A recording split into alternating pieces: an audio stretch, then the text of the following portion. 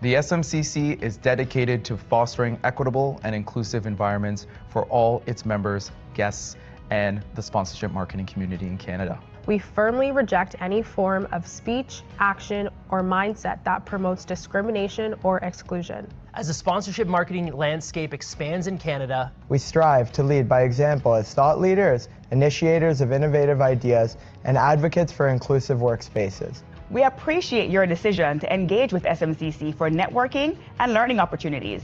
And we eagerly anticipate expanding our community to foster greater inclusivity, knowledge sharing, and growth. All right.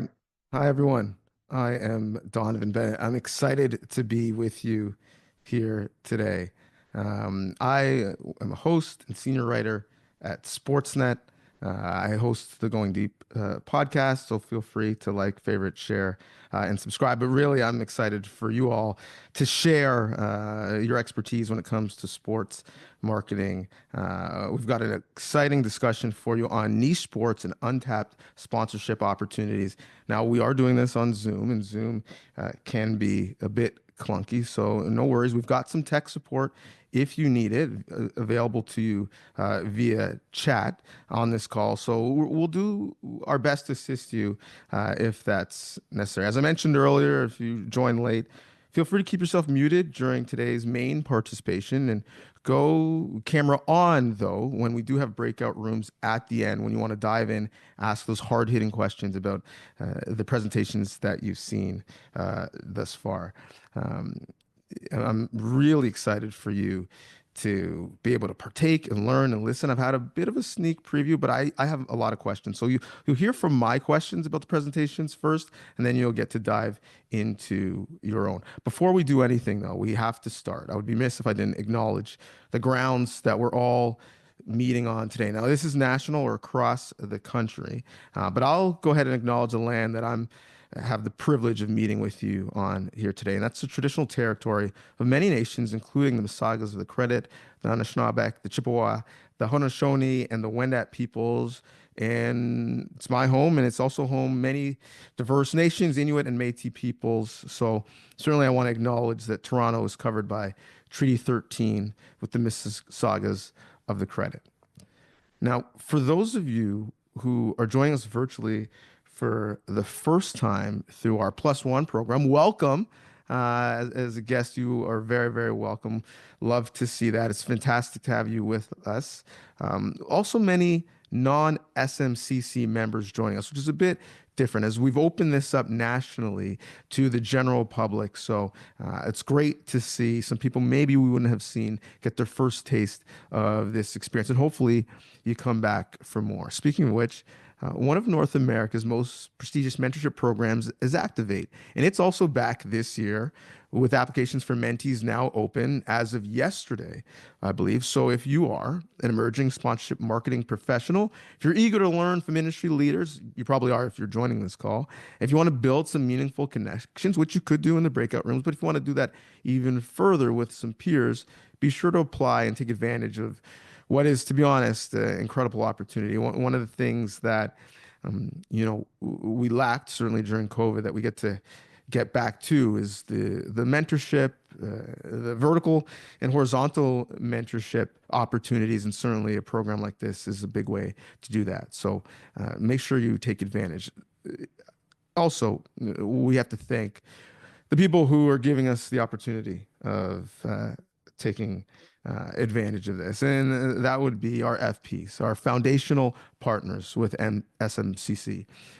That's Canadian Tire, CIBC, FanDuel, Live Nation, MLSC, Rogers, my parent company, Scotiabank, Wasserman, XMC, and of course, YouGov, which gives us such great data.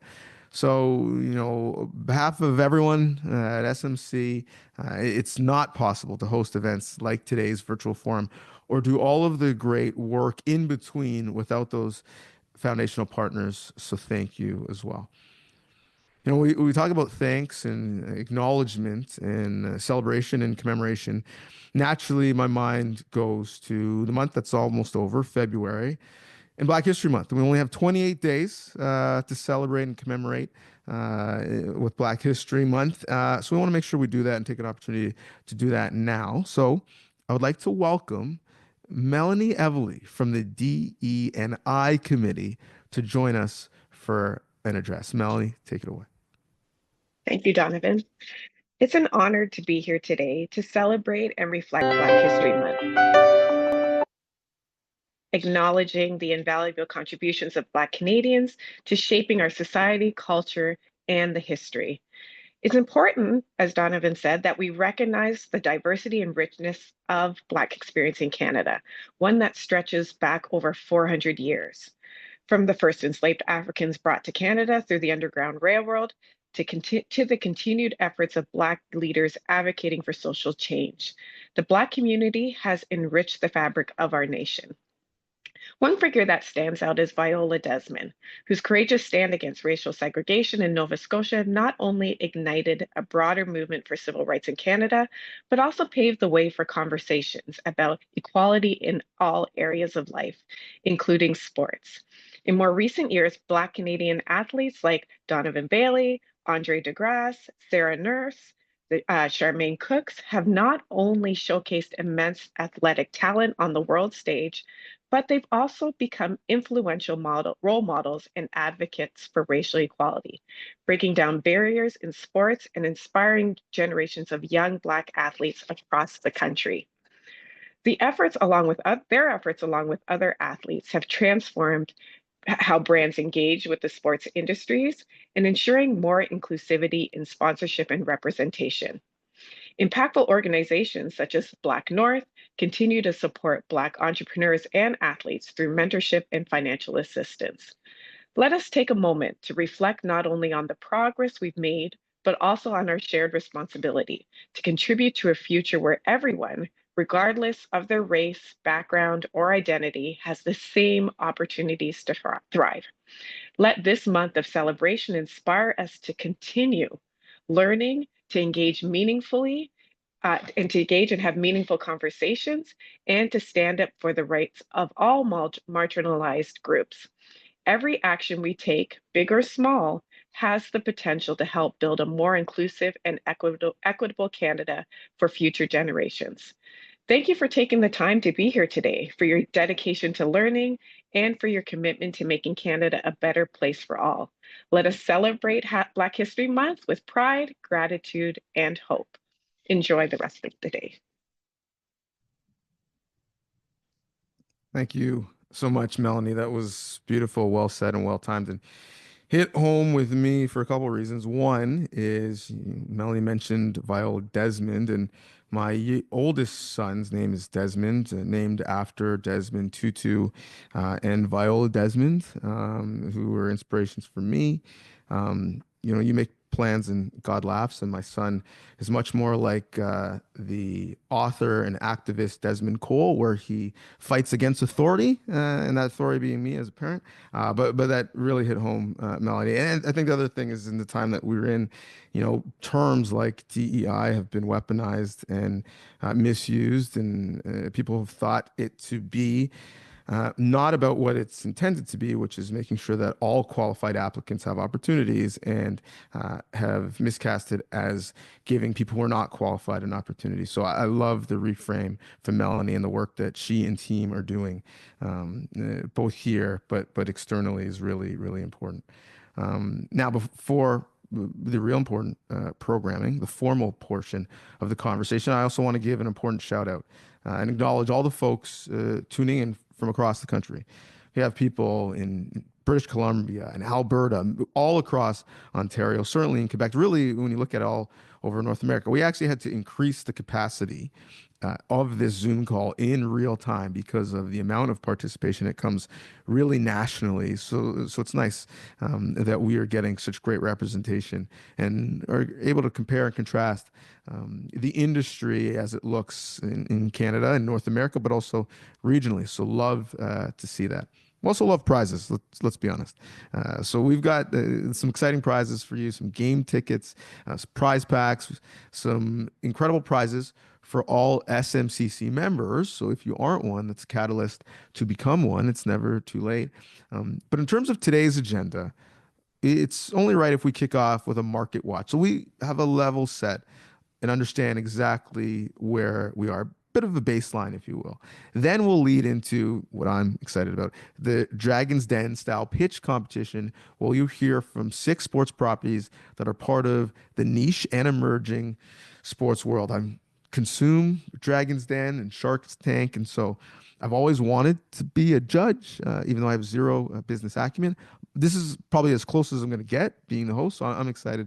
But I need a little bit more education, and we can benefit from a market watch. So let's get to it. In the last few weeks, we had the pleasure of connecting with Deborah Gaswitch, President and CEO of Sports Information Resource Center. And not only is she on the call, she, I believe, has some colleagues on the call as well. So hello and welcome. Thank you, Donovan. Welcome and bienvenue tout le monde. It is truly an honor to be here today to discuss one of the most exciting and transformative trends in the world of sport, the rise of emerging sports in Canada and North America.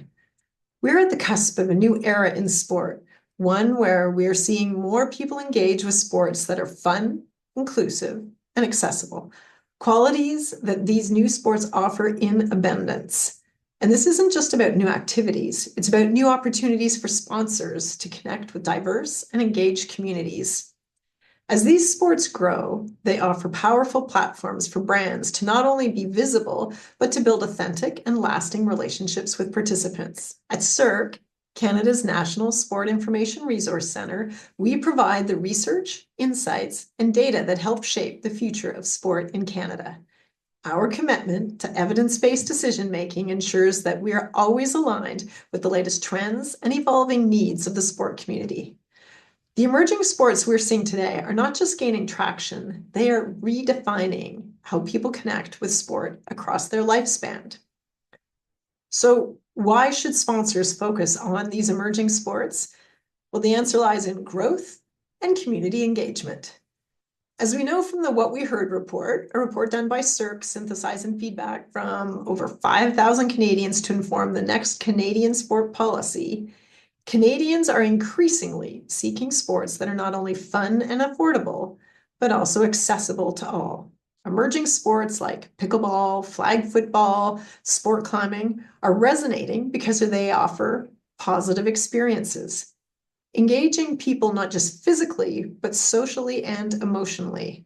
These sports are redefining what it means to be an athlete, moving beyond traditional boundaries to create spaces that are welcoming for everyone. So let's take pickleball, for example, and hopefully you've all had a chance to give it a try because it is super fun. This sport is not just for one generation, it's for all generations. With over 2.8 million Canadians playing and nearly 40% of participants being women, pickleball's appeal is clear. It's simple, low impact, and affordable, making it a perfect fit for those seeking a fun, inclusive way to stay active. This broad participation across all demographics gives sponsors the opportunity to engage with audiences from youth through to seniors, fostering lifelong brand loyalty. The same is true for flag football, which is set to be featured in the 2028 Summer Olympics in LA. The minimal equipment required and the inclusive nature of the sport make it a hit with youth and adult players alike. Sponsors who invest in flag football now will align with their brand and with a sport that emphasizes community, safety, and fun, connecting with audiences across all age groups and backgrounds. What's most exciting is that these emerging sports aren't just attracting younger generations, they're fostering lifelong engagement. Whether it's families playing pickleball together or adults taking part in social flag football leagues, these sports offer a unique opportunity for sustained connection. Sponsors can build long-term relationships with these participants, creating a consistent brand presence across different stages of life. So let's talk about fans, because fan engagement is critical. And we are already seeing exciting developments in how fans connect with emerging sports. One fantastic example of this is beach volleyball at the 2024 Paris Olympics. The electric atmosphere of the stadium, the chanting of fans, the crowd's enthusiasm, especially during those dramatic moments like Monster Block, demonstrate just how engaging and dynamic these sports can be. The visual appeal of beach volleyball, coupled together with energy of the crowd, is a perfect example of how sponsors can create memorable experiences for fans, whether through live events, social media, or digital activations. This kind of fan engagement is the future of sport. It's not just about watching, it's about being actively involved in the experience. For sponsors, this provides a dynamic and engaged audience ready to embrace new brands, especially when they feel connected to the energy of the sport and the community it creates. As highlighted in the most recent Canadian Sport Landscape study presented by Norma O'Reilly at a previous presentation, activation has become a key driver of sponsorship success. Sponsors are increasingly investing in experiential and community-based activations that allow them to connect with fans in meaningful ways. This is a perfect fit for emerging sports, which thrive on creating engaging experiences for participants. Whether through local events, digital engagement, or community tournaments, emerging sports provide brands with endless possibilities to create lasting connections and build loyalty. The activation of these sports is a growing area where brands can align themselves not just with the sport, but with the emotions and experiences that drive passion and community. So let's talk just a little bit about a specific example here, and I'm going to talk a little bit about Golf Ontario. So informed by a literature review and evaluation work with CIRC, Golf Ontario identified key barriers to women's participation in golf, including the perception of how the sport is kind of a men's game, the need for lessons and skill, and the extra time and cost involved. However, conversations with the participants revealed new requirements for a successful intro program. First of all, it needed to be fun, low anxiety, inclusive, simple, no lessons, social interaction, and a flexible schedule to fit family, work, and other obligations. The Women's Try Golf program was born from these insights, designed to be female only, led by like-minded women, and built around a relaxed, no-pressure environment. So women invite women, bring a friend, no scorecards, just a laid-back 9-hole, 3-hole format. Clubs and equipment are provided, and the après golf wine fosters a cool kind of social vibe. At just $25, it's accessible, approachable, and designed to foster love for the game. The 2020 pilot saw an overwhelming response, with 200 women registering across 4 sites in just 2 weeks, signaling a clear demand for the program. Since then, the program has grown exponentially, expanding to more locations and reaching thousands of women across Ontario. The enthusiastic uptake has drawn the attention of new sponsors, including wineries, equipment rentals, golf facilities who are eager to support a program that fosters inclusivity and fun. These sponsors not only provide essential resources, but also create an even richer experience for participants, from providing equipment to offering exclusive wine events post-game. What's exciting is how this program is helping to shift the culture of golf, making it more accessible, more fun, and more community-focused. The result? A growing community of women who feel empowered, welcome, and eager to return.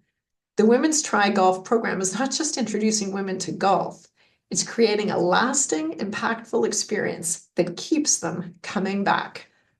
So, as we look ahead, it's clear that emerging sports offer a unique and exciting opportunity for sponsors. The combination of youth participation and lifelong engagement ensures that these sports will be part of people's lives for many years to come. The key for sponsors is to align with these sports early, building authentic and lasting connections with participants at all stages of life. The rise of emerging sports is not a trend, it's a movement that reflects Canadians' desire for fun, inclusive, and accessible sports. A movement that offers new opportunities for sponsors to engage with communities and create meaningful experiences. So we are thrilled today to be joined by panel speakers who represent an exciting range of new and emerging sports. We'll hear about sports such as dragon boat, CrossFit, cricket, biathlon, rugby, snowboard, soccer. Each of these leaders is working to build unique, engaging experiences for their communities. We are excited to explore how these sports and the sponsorship opportunities that come with them will continue to grow. Thank you all for your time today. So great to have you joining us. I look forward to continuing this exciting conversation on how we can shape the future of sport in Canada and embrace the incredible opportunities emerging sports are bringing. Thank you so much to Deborah. So we have a saying in the content creation business, always leave them wanting more. And certainly that great conversation left me wanting more. Good news, if you as well want more, the entire full version of video is now available on the SMCC website. You can access it there by members for free.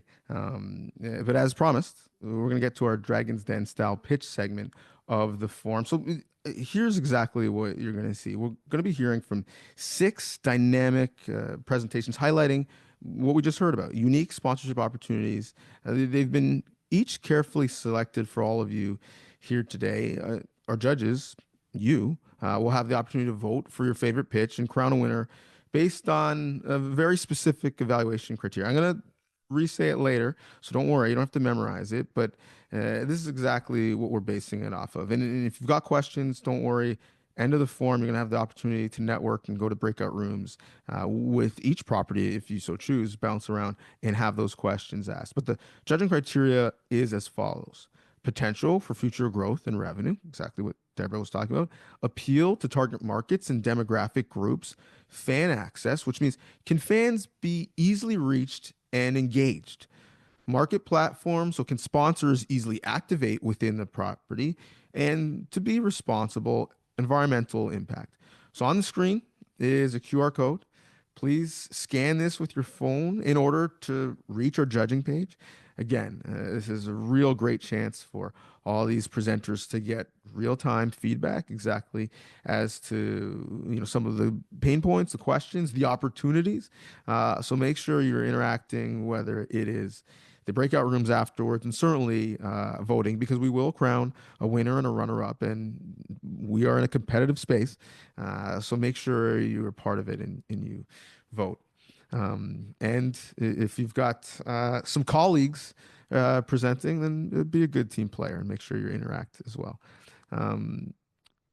Speaking of winning, the winning pitch today will receive, so we understand the stakes, a complimentary submission to the 2025 SMAs, the Sponsorship Marketing Awards, which is, if we're being honest, a fantastic opportunity to gain some industry recognition. Who doesn't like that? Showcase your sponsorship strategy once again on a national stage. So that's essentially what we're playing for. Why don't we get right to it and start with the first pitch? And this is a sport that I've been hearing about all of the time. One of the most viewed Netflix docuseries right now in terms of the sports realm is about cricket and the rivalry within high-level cricket. My neighbor is from India. He's always telling me we need more sports coverage on cricket because it is the world's game in a real way. So let's dive into the world of cricket in Canada. With the sport's growing popularity and emerging talent, it's a perfect time for brands to tap into a dedicated and, if you can believe it, expanding fan base. Let's see how cricket is stepping up to the plate for sponsorship opportunities. The floor is yours. Cricket explained if you already know baseball. All right, let's break this down. Think of cricket as a game similar to baseball, but with just 2 bases, one where home plate would be and the other where the pitcher's mound is. To score a run, all you need to do is reach the other base. So if you hit the ball and make it to the pitcher's mound, that's 1 run.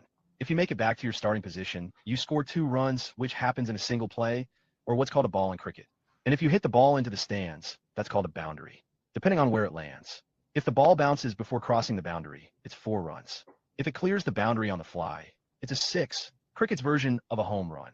Now, unlike baseball, cricket is played in the middle of an oval field, meaning there are no foul balls. You can hit the ball behind you, to the sides, or anywhere in 360 degrees. Another key difference, bowlers, pitchers can bounce the ball, making the game even more strategic. If you've got this visual in mind, congrats, you're already 75% of the way to understanding cricket. That's enough Cricket 101 for today. A little bit information about me, although because we are crunch on time, I'll rather focus on the sport that we are talking about today, that is cricket. In 2023, BN was launched as a strategic alliance between WEC Sports United and the NSO here in Canada called Cricket Canada.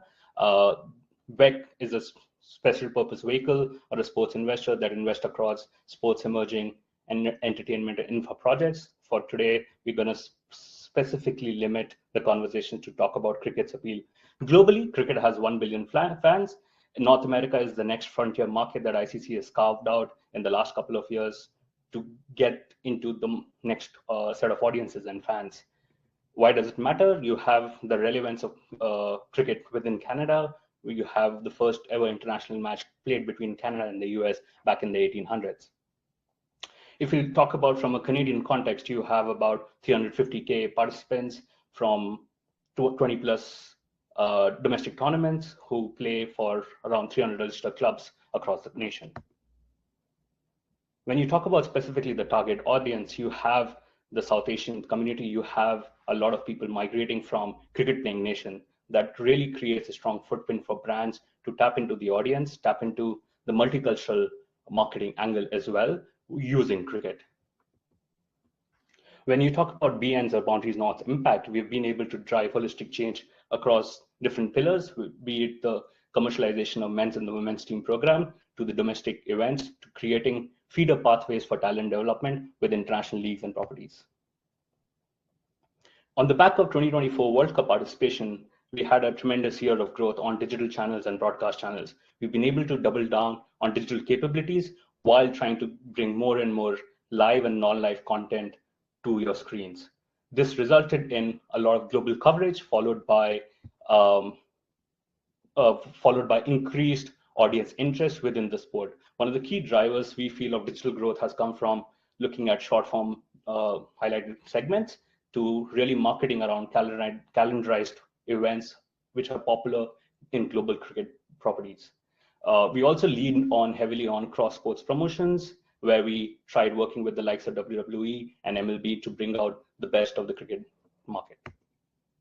From a commercial standpoint, we have had tremendous success working with the likes of TD, Coca-Cola, Nissan, A&W, and No Frills. We've been able to activate very deep, very authentically within the community and within the market.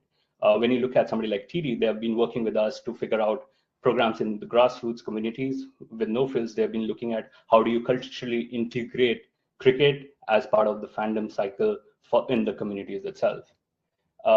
When it comes to talking about delivering value, we had from a 5x to 40x media ROI for the brands that have invested with us.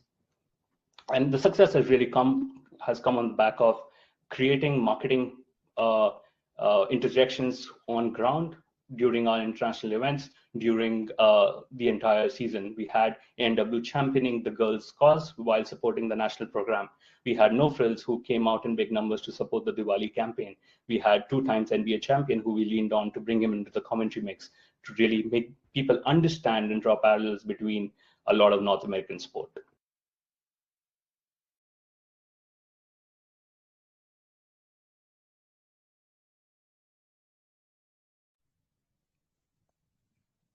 That was outstanding. I've got so many questions. I'll keep it to one. And just in terms of the rise that we're seeing in terms of demand and appetite when it comes to women's sport in Canada, but in North America, you look at the fact in our last Olympics, more medals were won once again by women than men. You know, the success of the PWHL in year one didn't have enough room for all the inventory that was being sold, and they're up in year two. The NSL, Northern Super League, coming this spring, the Toronto Tempo coming next year in 2026. There's a huge appetite for all things women's sport right now. What steps are being taken to enhance women's cricket in Canada, and can that be a part of this overarching conversation? I think we're really focusing on expanding competitions and creating more exposure and pathways for women's participating into sports, while also doubling down on strengthening development pathways at the junior level. So if you see one of the classical examples, how we were able to achieve from a commercial angle was A&W came in as a sponsor and they want to really support grassroots program within the community. So we activated from a lens where we are able to promote development programs while commercially activating one of our partners. In the end, we want to, at least this year, going into this year, there's a lot of women's events that the women's team is participating in. As early as March, they're going and playing ICC qualifiers. So there's going to be a lot of support from our end to put them front and center from a marketing standpoint, from a visibility standpoint, but also keep creating investments so that they can continue to develop and continue to performing at the global stage.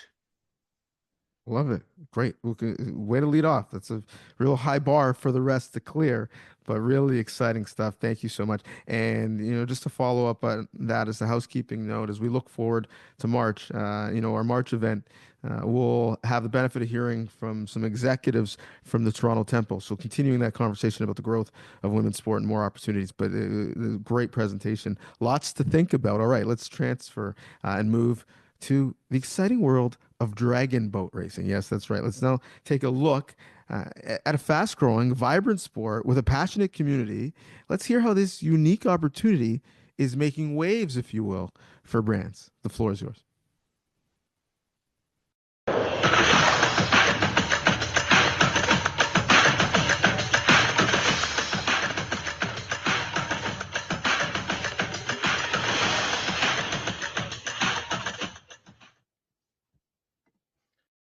Good morning, everyone. My name's Dominic. I'm coming to you today from Vancouver, from the traditional, ancestral, and unceded territories of the Musqueam, Squamish, and Tsleil-Waututh nations. Now, I'm supposed to tell you in about 3 minutes who we are and what we do and how we unlock the value of sports. That might not be seen as mainstream, but I'm actually not going to do it quite that way. Because even though I've been doing Dragon Boat for about 17 or 18 years now, there's no way I'm fitting in thousands of years of info. But what I'm going to do instead is tell you a little bit of what we do and how we go beyond just the water.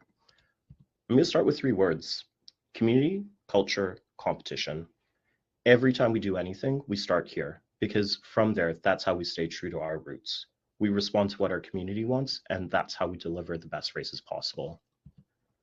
That drives our entire portfolio of programs, like the continent's largest Dragon Boat Festival with over 300,000 visitors, the world's biggest paddling club right here in Olympic Village, and races and facilities all around BC. And each one has its own character. One week we're going to be producing an EDM concert. The next we're going to be in Chinatown working with elders to preserve culture. And then right after that, we might be lounging on the beach just watching the races go by. The point is we adapt to wherever we go and we react to what the community wants. And those stories ultimately reflect each community that we work in. That focus on connecting with every audience and community is critical. Years ago, we figured out our programming plan and we decided to specifically spotlight local in every community as much as we could. Because if you're going to go visit somewhere, you want to experience where you're actually going. And so every time we open our gates, our racers and our community responds, about 750,000 folks a year. Because just like thousands of years ago in ancient China, where you had people coming from all over just to be together in a village racing, we also want to authentically connect with each other. We want real, and we want to see who we are reflected wherever we go. That's the spark we tap into. We make spaces for everyone to come in and just connect. You need to know who you are. We went way old school when we rebuilt ourselves post-COVID. Dragon Boat's been a way to share stories on the water, on land, for thousands of years. But with that much depth, it's important to still be responsive to where we're at now. And we want to tell that story to as many folks as possible in whatever language they feel most comfortable on whatever device they want to use. And so whether we're working with Indigenous folks in a way that upholds our identity as a Chinese-Canadian organization, or staging Vancouver's first public drone show with music from Lights and Felix Cartel, we find ways where past and present, sport and culture aren't at odds. They're complementary and they actually make each other stronger. And by linking it all together, we're more true to who we are. And really, all sport to some extent is culture, so why would we separate it out? I'm going to leave with the last idea here. Sport festivalization, tourism dollars, ROI, partnership metrics, activation, hosting opportunities, brand visibility. We talk about these things all the time, every day, as marketers, as brand folks, as sponsorship folks. And we do that with our partners. But we're choosing to start somewhere else first. We want to share where we come from, who we are, and where our roots are, because everything else stems from that. And by leaning into where others don't always go, that's where our conversations start getting more interesting. That's where we bring value and tap into our audiences in core motion. And that's what really is at the core of sport. Not scores, but stories, because stories are how we connect with each other. So just like our festivals, all just a little quick snapshot of what's really going on in our community. Hopefully I've left you with an interesting thought or two to think about. And from there, from my experience, that's where things really start to get interesting. Thanks for your time. I'm looking forward to the Q&A.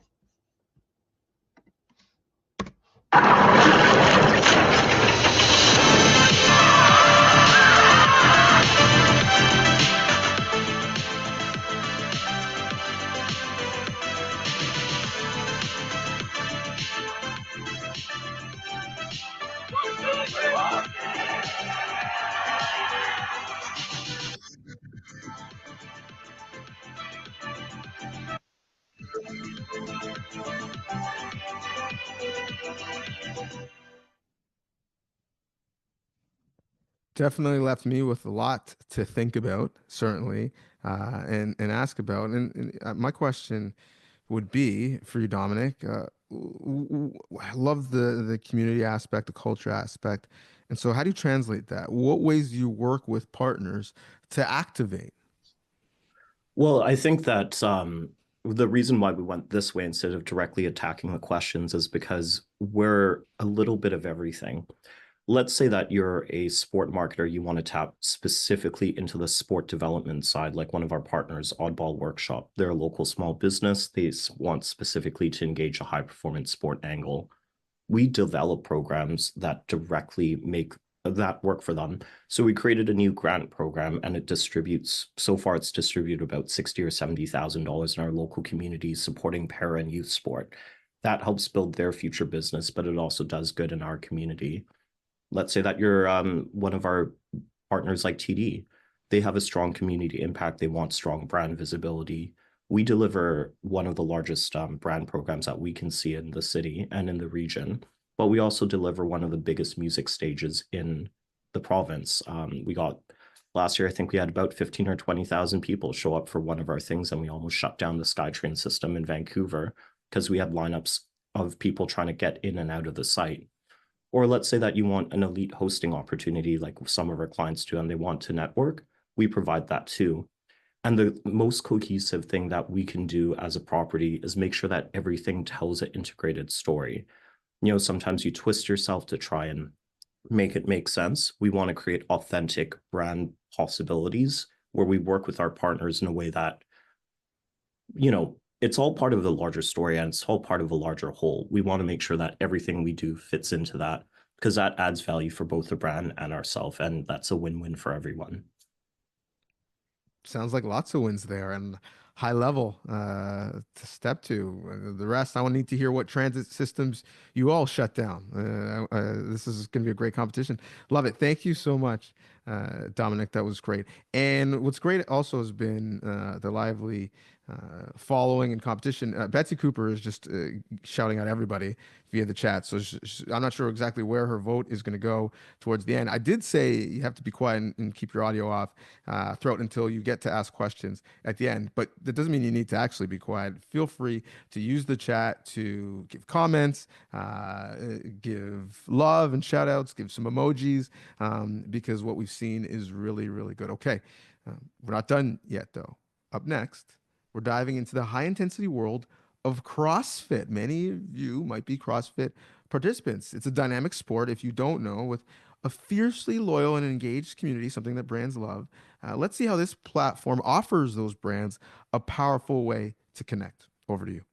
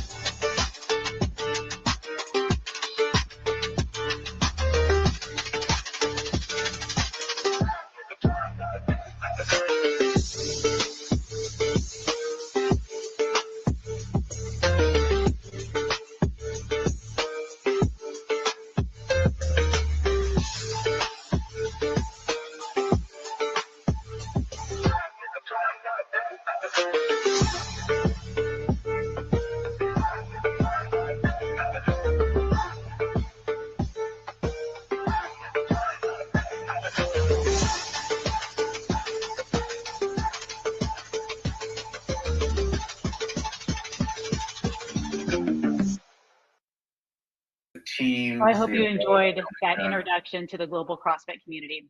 I'm Heather Lawrence, Senior Director of Sport Operations for CrossFit. CrossFit is just a little bit different. It's not only that sport you see on ESPN, but it's a beautiful, complex global brand that is just over 20 years young. The business of CrossFit is grounded in 3 areas. First, we license gyms to use the name CrossFit. Second, we train trainers to ensure athletes around the world are competently coached in our affiliates. And third, we crown the fittest on earth through the CrossFit Games season. Our community is well positioned to help brands grow. The type of person that will drag themselves out of bed for a 5 a.m. workout is also the same type of person that is high income, highly educated, and holds an elevated position at work. Additionally, CrossFit has always been gender equitable. We're incredibly proud that prize money and media attention for men and women has been equal since day one. And our female athletes are actually more popular and influential than our men. Our global reach continues to grow, but for context, every day since 2001, we have posted a workout of the day that is free to anybody out there that wants to get healthier and fitter. We're also the only fitness brand with the reach of a professional sport. The numbers speak for themselves, but our top athletes are aspirational. Our competitive season begins with over 340,000 athletes, everyone for 6 times Games champ, Tia Claire Toomey, to me in Athens, Ohio, USA. We all do the same workout in the same competition over the same dates. I'm not aware of another sport with that model of competition where the elites and the community start this season together. The Open is our worldwide competition, kicks off in just a few days. Competitors will represent adaptive, masters, teenagers, community divisions, and even teams of 4. From the Open, athletes will then qualify to a semifinal stage and eventually to the CrossFit Games, where we crown the fittest on earth. At the Games, we offered $4.7 million in prize money last year, and we were live broadcast on ESPN, as well as every heat being on YouTube. But how do we stack up against other properties? Well, in some, we are a little younger than X Games and on par in income and education with the PGA. And I think that surprises some people about CrossFit. All right, what about Canada? Canada is a bragging point for us at CrossFit HQ. Over 330 gyms, 50,000 members, and your male athletes have been dominant over the years. Our 2023 champion, Jeff Adler, also owns a CrossFit affiliate in Montreal called CrossFit Wonderland. There are up-and-comers, there are legends. Again, the Canadian athletes have a lot to offer, both brands and the CrossFit community around the world. But how do we actually work with brands? I think Chipotle is an amazing case study, and this will be quick, but in one 30-minute broadcast, we drove 10,000 BOGO code downloads, 13.9 million impressions, and we also awarded the winner of every division for that workout free Chipotle for a year. And my favorite was we had top athletes actually have their own menu items that athletes around the world could order. So hopefully you'll be on board with us and join us on our mission to transform 30 million lives by 2030. Hopefully we'll get a chance to work together in the future. Thank you. That is many lives. I'd love to see that happen. Love the presentation, Heather. My question for you is, what stuck out to me, I was just jotting some notes down as you went. Gender equal since day one, which I don't know how many other sports can say that. What does that mean in practice? What it means to me in practice is that it's not even a thought.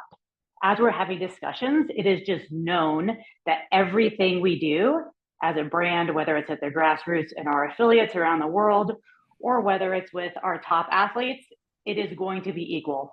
That is our media coverage. It's how we actually will swap kind of which gender starts the day at our top competition. So it might be a men's heat one day, women's heat the next day, as well as ensuring where those ESPN windows and our main broadcast windows are, those are equitable.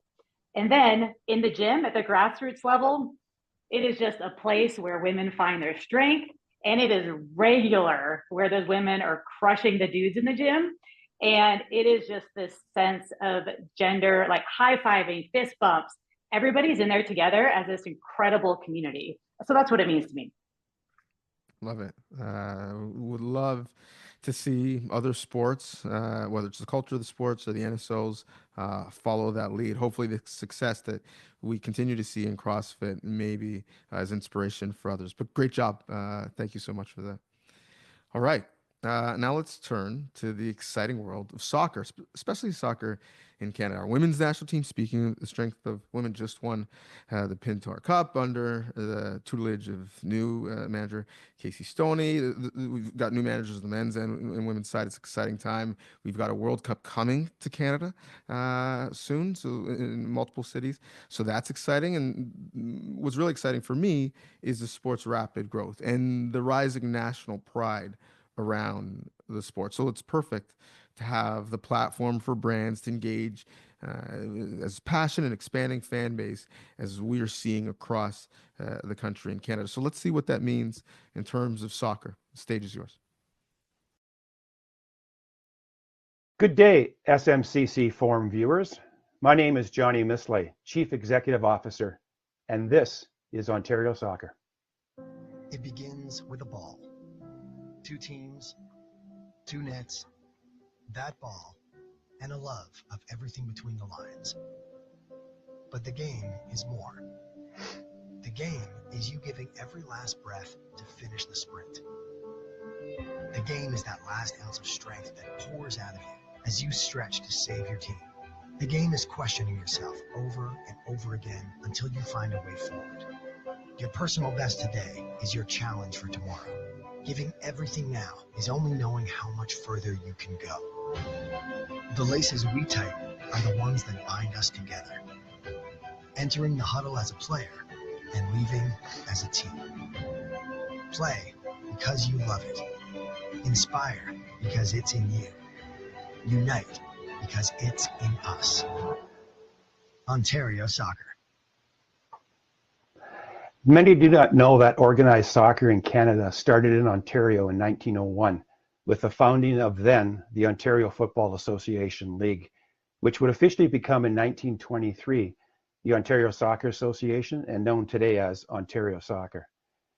Oh, however, our 124 years of history, how the game has changed, and more importantly, for those that have played it. Today we know it only as the beautiful game.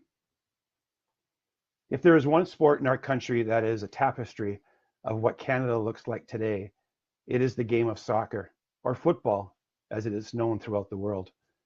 On the pitch and off, soccer in Ontario possesses the most diversity of any sport based on multiple genres of our sport within what we call the global football family. At Ontario Soccer, we are driven by diversity and access. This is why everyone is welcome. It's not just a game. It's a community. At Ontario Soccer, we are very grateful for our reach and capacity as a sport. As you can see by these numbers and our rich history, Ontario serves as leaders, innovators, and is the unparalleled engine room of soccer in Canada. We are very proud of not only getting Ontarians to play the game at all ages and levels, we are equally proud of serving as the main supplier of talent to Canada's national team program.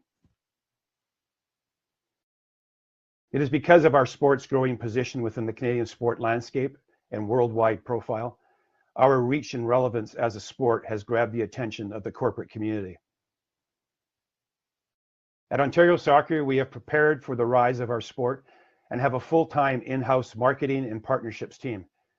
Our team's goal is to maximize your corporate brand's business objectives, and through a vast array of communication channels, programming, and events, we are equipped to tell your story and ours to Ontarians in every community.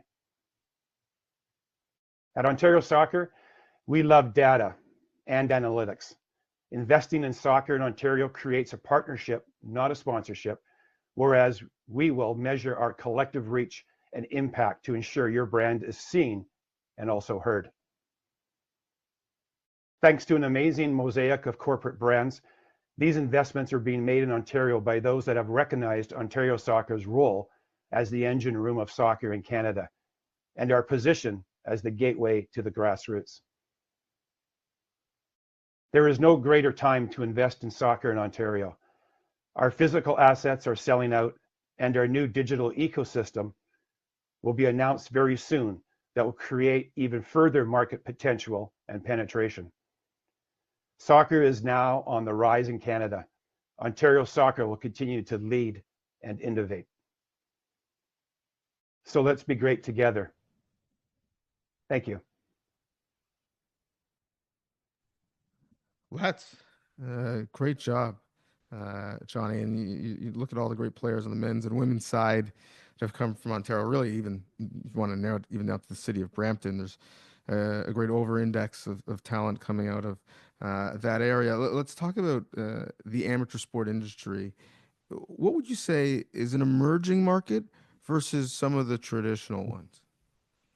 Yeah, thank you, Donovan. I think really the emerging trend is everything that's digital. I thought that Deborah said it very well at the beginning of today's session, that we're in a new era for sport, and we're redefining really how we connect and given the diverse reach you can. So the whole digital assets component of our organization that we've invested in over the last decade and continually refining is attracting corporate partners now who, through other means, not just strictly traditional means, we can be more aggressive and have a greater reach and great relevance throughout the entire community that influences and touches about 1 million households in Ontario. So the digital area is definitely the area of the new way of going, and it's something that we've invested and will continue to invest in, and partners are very much interested in. Amazing. Can't wait to see some of the questions you get from some potential partners in the breakout room. This is outstanding. Thank you so much. All right. Now let's tackle the fast-paced world of rugby, a sport that I personally know and love. Had the benefit of playing it provincially in Ontario when I was in high school. Although you see some football helmets and some basketball paraphernalia behind me, the sport I enjoyed playing the most was rugby. It may not have been the best at it, but it has some of the best fans in the world, certainly here in Canada. Dedicated fan base, growing momentum. The sport is very communal, but offers also unique opportunities for brands to connect with that passionate and educated audience. So to hear more about rugby, let's listen. Take it away. There it is. Popping up and Phil Berna. He goes outside. Is anyone inside? A sublime pass that goes to Ham. Jack Carson under the poles. What a try from this young Canadian team.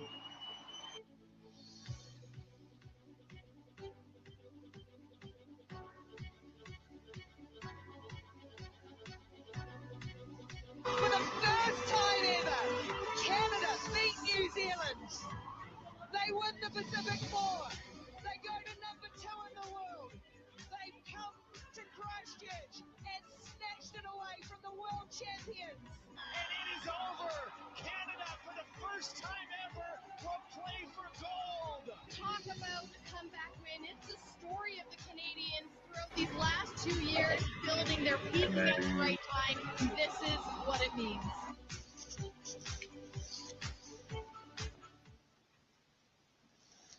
Imagine a brand that is built on themes such as community, tradition, honor, perseverance, and inclusivity. Welcome to Rugby Canada.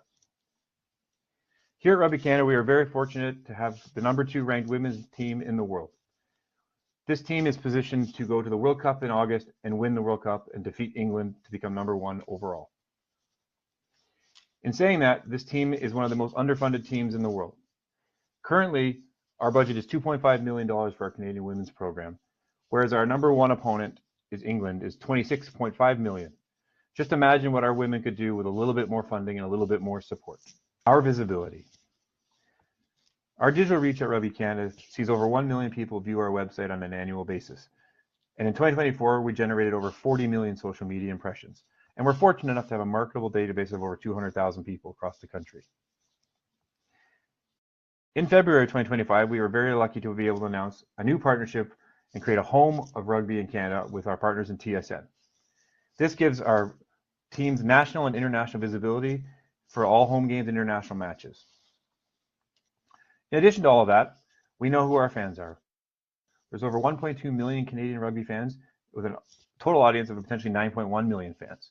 These fans range from ages 35 to 54 for the most part, and are higher in socioeconomic and incomes than the average Canadian sports fan.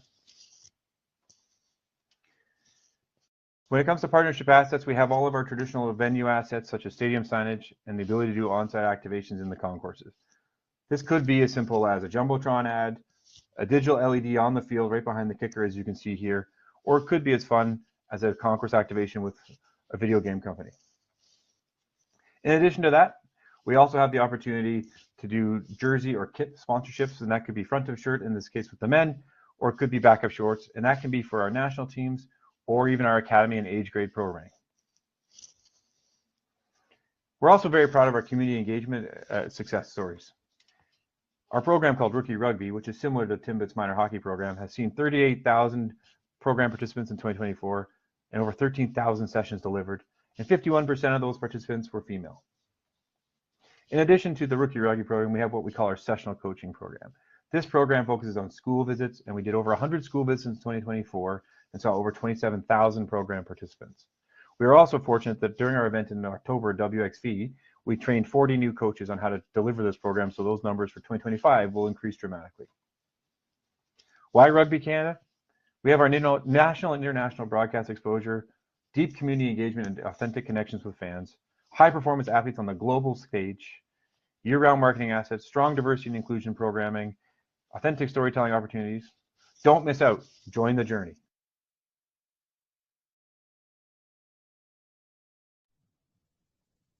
Can't wait to join the journey.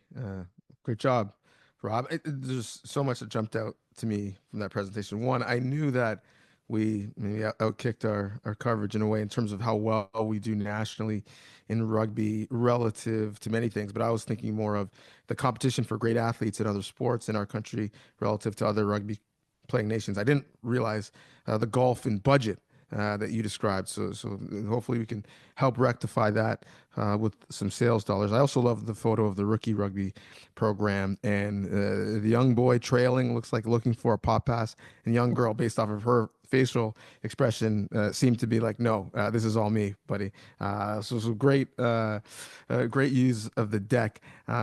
In terms of the fans, as we turn the conversation there, rugby is a unique sport, unique culture where players and fans might congregate afterwards for a drink, right? Which is different. A touch point is a lot longer than just the match.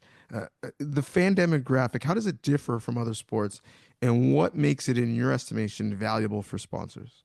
Yeah, that's a great question, Don. I didn't realize you're such a fan, so we'll have to have a chat after. But really, quite simply, the demographic is a little different in the sense of our sweet spot has been about 35 to 54-year-olds. I just saw some stats this morning that we're actually 60-40 in terms of split men and women, and that's growing. Our women's area is growing. And when you think about it, everything we do here is focused on sort of what we call One Squad. It's our internal branding. And everything we do leads with that One Squad initiative, similar to some of the other people have mentioned, like CrossFit mentioned. But for us, that sweet spot is that 35 to 54-year-old. They typically are also a little more wealthy, as you saw on the stat really quickly when the slide popped up, than the average Canadian sports fan. So it really gives brands an opportunity to focus in on that age group. The number one growing percentage for us is women in rugby, and that's due to the success of our teams, the university programming that's coming through. So I'd say to keep it really simple and answer that in about 25 seconds or less. That's the best way I can describe it. And I'll leave it there. But I'm going to add that if people have any more questions about the sport, I'm really lucky that Sophie DeGoody, who's joined us on this call today, she is one of the top players in the world and is our team captain. So she'll be joining our breakout room so she can give you even more about the value-based sport of rugby, as you mentioned, and how our fans interact with our players post-match, sometimes at the bar post-game with a pint in hand. And we can leave it there for now. But thank you for the opportunity. In my business, we call that a tease. Not that people don't want to come talk to you, but the fact that I get to engage with a high-performance athlete never hurts. So thank you. Awesome. Looking forward to it. Great job, Rob. All right. Finally, let's carve into the thrilling world of snowboard here in Canada. With our country's geography and deep connection to winter sports and a strong community of athletes and enthusiasts, snowboarding offers an incredible platform for brands to tap into a lifestyle-driven, high-energy audience. Let's hear more. The stage is yours.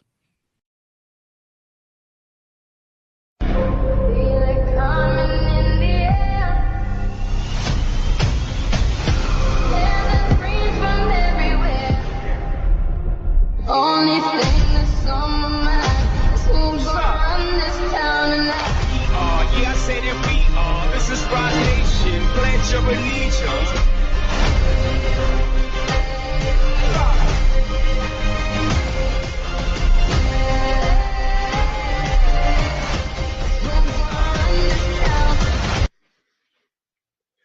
Hey everybody, thank you for having me on today. My name is Brendan Matthews. I'm here with Canada Snowboard. My presentation today is actually our urban event series that we call Shred the North, where we're bringing snowboarding from the mountains to people in downtown urban environments. Shred the North was born out of an idea of how do we actually get snowboarding in front of more people? Snowboarding typically happens way out at the hill, where it's great. We run lots of events and World Cups at these mountains, but it's tough for us to crack into different markets in urban environments. So what have we done? Well, we took some big swings. We've created these stadium big air events. What you're seeing in front of you is the Commonwealth Football Stadium with the world's biggest scaffolding structure created, a giant big air jump that was held right downtown in Edmonton.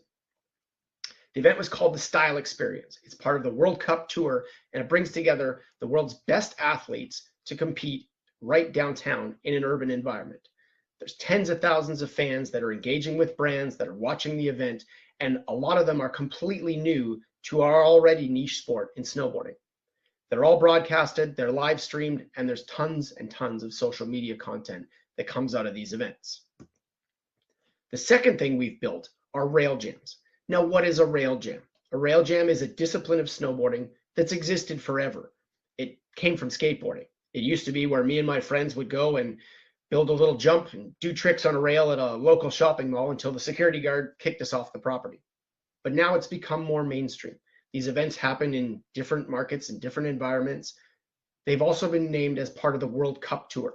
So you're about to see these events start to be part of a global tour and eventually the Olympics.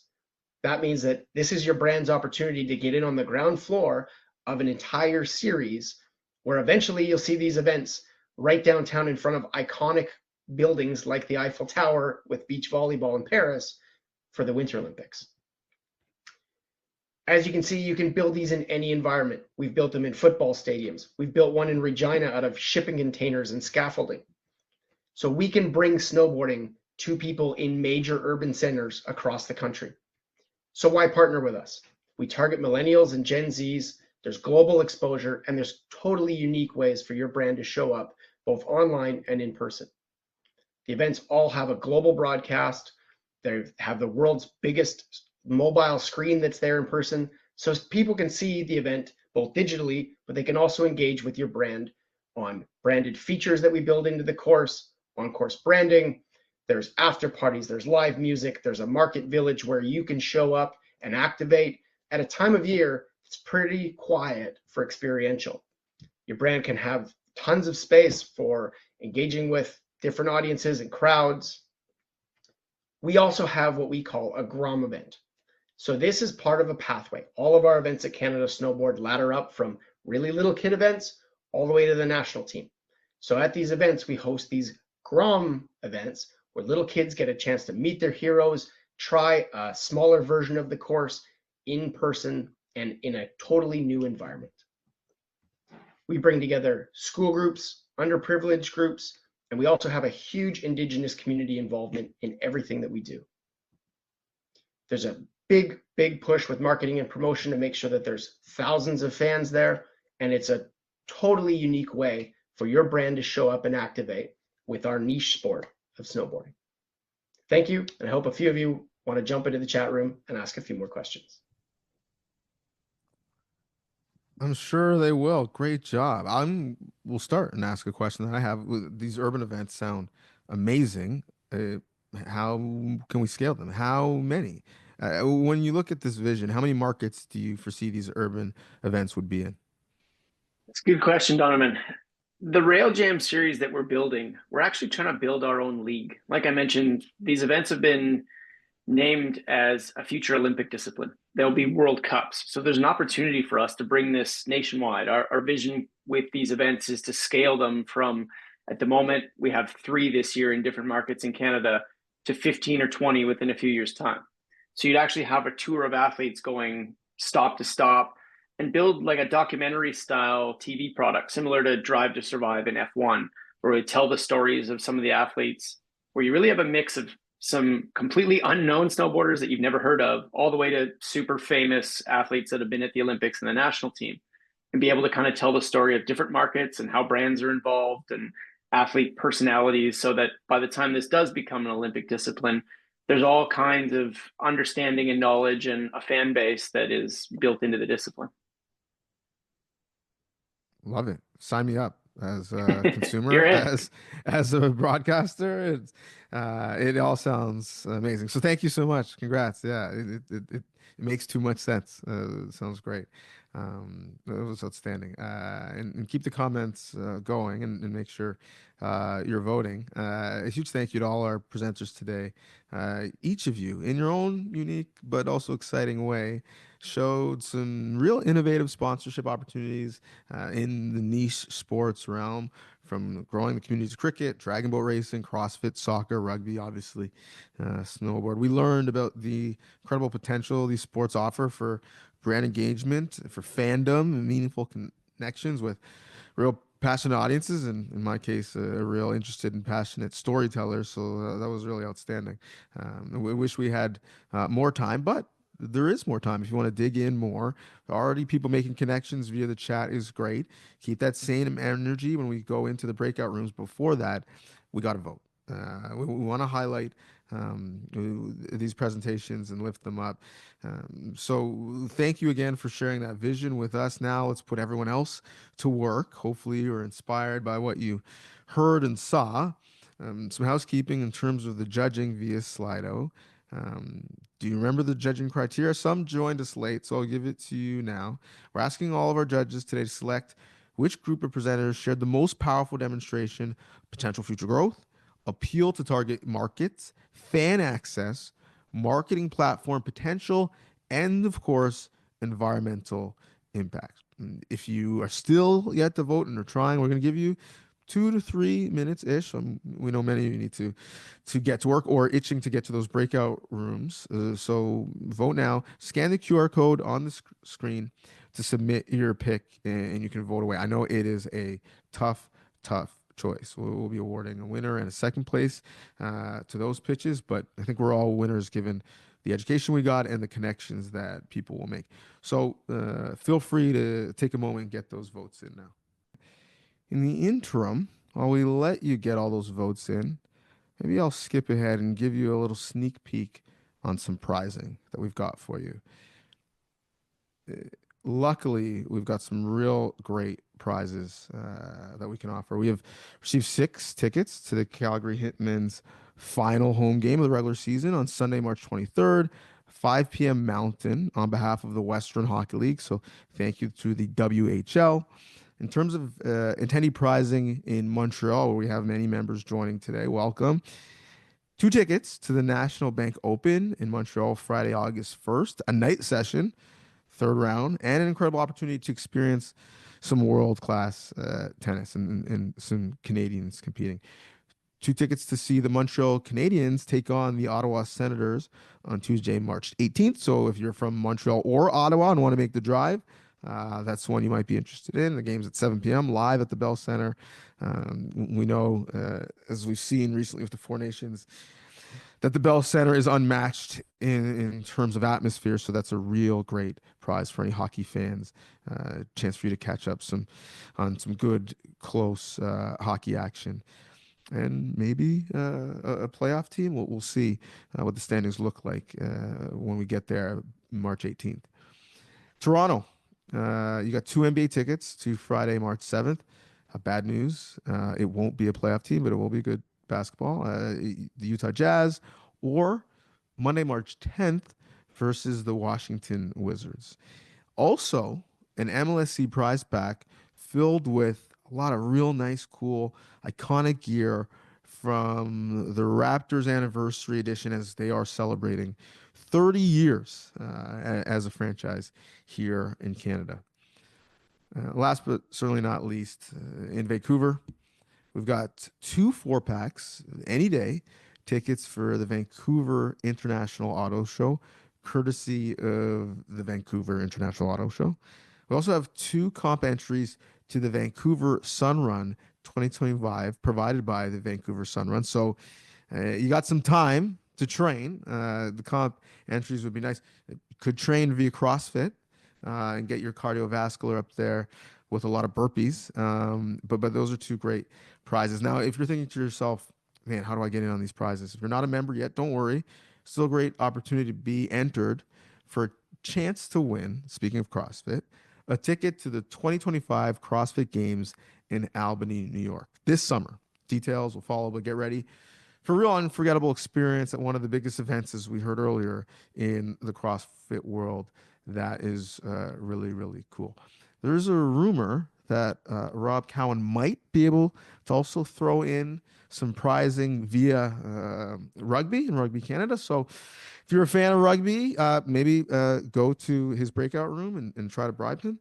But we might be adding to the prizing because we want to make sure a lot of people go home well represented, because there have been so many participants and still some voting. So we'll give people a little bit more time to vote, and then we'll reveal the winners shortly. Stay with us. All right. The results are in. We will not wait any longer. Drum roll, please.